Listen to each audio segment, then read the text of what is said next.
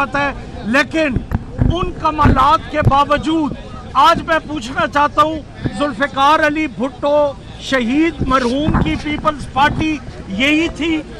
बेनज़ीर भुट्टो साहिबा मरहूमा की peoples party यही थी जो आसिफ अली जरदारी साहब ने पीपल पार्टी को उधेड़ कर रख दी है?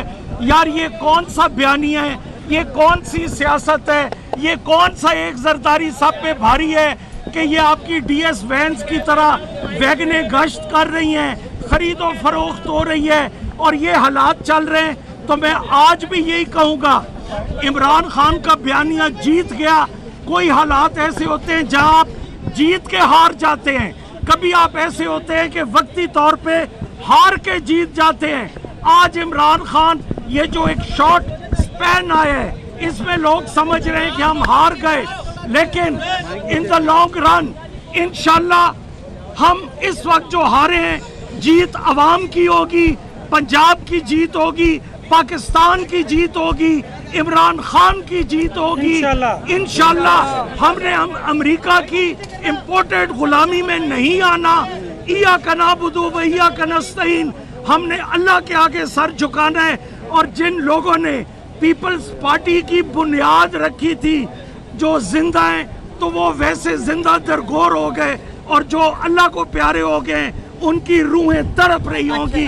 बड़ी मेहरबानी। कौन बचाएगा पाकिस्तान? कौन बचाएगा पाकिस्तान? हुक्मनामा जारी कर देखिए, पार्लियामानी लीडर जो हैं वो चौधरी परवेज इलाही हैं। जब हमने अपने आदमियों को निकाला था उस वक्त मैं पार्लियामानी लीडर था, ऑपोजिशन लीडर नहीं बना था, तो मेरे नोटिस पे निकले थे। नंबर 2, जो हमने स्पीकर साहब को लिखा था, स्पीकर की कोई अथॉरिटी नहीं है कि वो खत लहरा के कहे कि जनाब फलानों को मैंने निकाल दिया। वो पाबंद है।